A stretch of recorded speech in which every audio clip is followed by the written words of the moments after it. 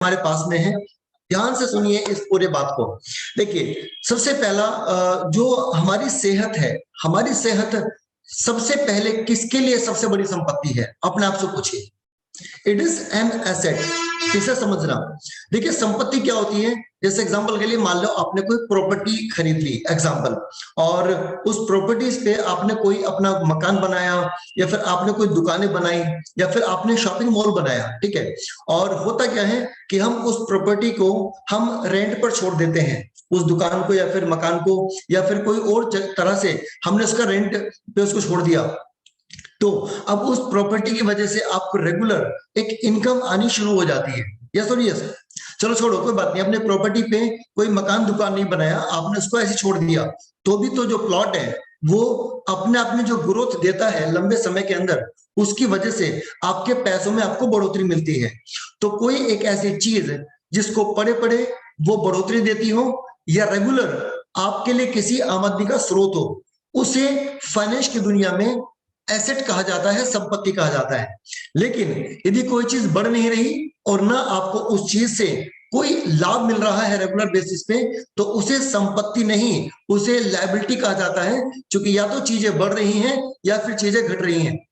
चीजें कभी भी एक समान नहीं रहती, इसको ध्यान देना।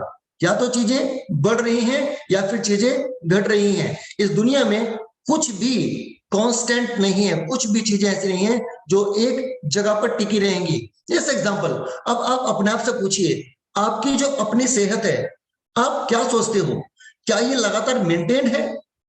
वैसे हम सभी लोग एक बहुत बड़ी गलत फहमी में जीते हैं। हमें पता क्या लगता है? गलत फहमी है कि जैसा मैं कल था ऐसे ही मैं आज हूं। और हम लोग जैसा मैं कल था ऐसे ही मैं आज हूं। और इस गलत फहमी में हम अपने सालों, 5 साल, 10 साल निकाल देते हैं। और मैं आपकी अभी गलत फहमी निकालूंगा। आप एक काम करो, अपने 10 साल पुराना फोटो लेके आओ और अपने आप को देखो, क्या आप वैसे ही हैं?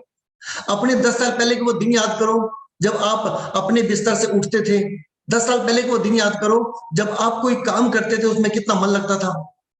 तो हुआ क्या? क्योंकि आपने इसको बनाए रखने के लिए कुछ नहीं किया, आपने इसको बढ़ोतरी के लिए आपने कुछ नहीं किया, तो हुआ क्या? ये चीज खत्म हो रही है। चीजें या तो बन रही हैं या चीजें खत्म हो रही हैं। और अब सुनिए एक बहुत जबरदस्त बात, जिसकी वजह से आपका दिन बन जाने वाला है।